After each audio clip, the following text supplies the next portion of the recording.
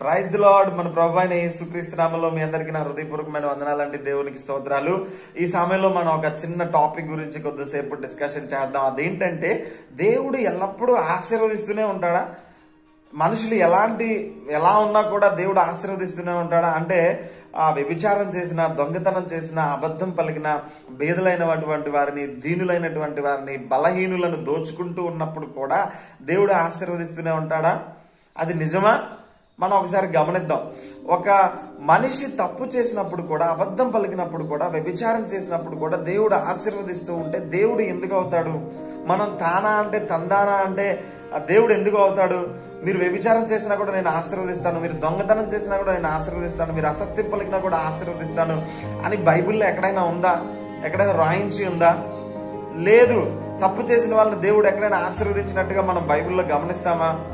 లేదు. తప్పు ఎప్పుడు చేసినా, ఎవరు చేసినా ప్రతి ఒక్కరికి కూడా దేవుని శిక్ష అనేది వచ్చినట్టుగా బైబిల్లో మనం స్పష్టంగా చూడగలం. అది దావీదైనా, అబ్రహాం అయినా, ఇస్సాక్ అయినా, యాకోబు అయినా, ఎవరైనా కూడా తప్పు చేసినప్పుడు వారిని శిక్షించాడు. తప్పు చేసినప్పుడు శిక్షించడమే దేవుని యొక్క గుణ లక్షణం. మరి దేవుడు శిక్షిస్తున్నాడని చెప్పేసి ఎందుకు శిక్షిస్తాడు? దేవుడు మన ప్రవర్తనను సరిచేయడానికి. మనం చేసినది తప్పు, నువ్వు చేసేది తప్పురా, ఈ ప్రవర్తన మంచి ప్రవర్తన కాదు అని మనకి తెలియచేయడానికి మాత్రమే శిక్షిస్తాడు. అంతేగాని మన జీవితాన్ని అంతమొందించాలని, మన జీవితాన్ని నాశనం చేయాలని మన మీద పగబెట్టుకుని ఆయన ఏమి శిక్షించాడు. ఒక ఎగ్జాంపుల్ చూద్దాం. ఒక తండ్రి కొడుకు ఉన్నాడు.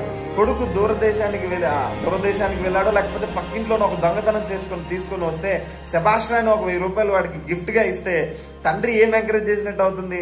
తప్పుని ప్రోత్సహించినట్టు అవుతుంది. నిజమైన తండ్రి అలా చేస్తాడా? ఎందుకు చేస్తాడు? చేయడు. ఖచ్చితంగా వెంటనే ఏం చేస్తాడు? శిక్షిస్తాడు. ఎందుకు? వాడి ప్రవర్తనని సరిచేయడానికి, సరిదిద్దడానికి, నువ్వు చేసింది తప్పురా అని వాడికి తెలియచేయడానికి శిక్షిస్తాడు. అదేవిధంగా ఆ శిక్షని చనిపోయిందాక అసలు చచ్చిపోవాలి వీడని చెప్పి శిక్షిస్తాడా? శిక్షించడు. ఎందుకంటే అతని యొక్క ఉద్దేశం ఏంటంటే, చేసినది తప్పు అని తెలుసుకొని అతని ప్రవర్తన సరిదిద్దుకోవడమే తండ్రి యొక్క ఉద్దేశం. సేమ్ మన తండ్రి అయినటువంటి దేవుడు కూడా, మనలందరినీ నిర్మించినటువంటి దేవుడు కూడా ఇదే విధానంలో శిక్షిస్తాడు. ఈ విధానాన్ని మన తండ్రులలో కూడా దేవుడు పెట్టాడు. మన తండ్రి కూడా మనం తప్పుడు మార్గంలో ఉన్నప్పుడు, తప్పు విధానం చేసినప్పుడు ఖచ్చితంగా శిక్షిస్తాడు. అయితే వెంటనే దాని తప్పును తెలుసుకొని సరి చేసుకొని మన ప్రవర్తనని మార్చుకున్నప్పుడు అప్పుడు దేవుడు చెప్పినటువంటి ఆశీర్వాదాలన్నీ మన మీద కుమ్మరిస్తాడు, మనల్ని గొప్ప చేస్తాడు, హెచ్చిస్తాడు. అంతేగాని మనం తప్పు చేసినప్పుడు కూడా ఆశీర్వదించుకుంటూ పోడు. అది దేవుని లక్షణం కాదు.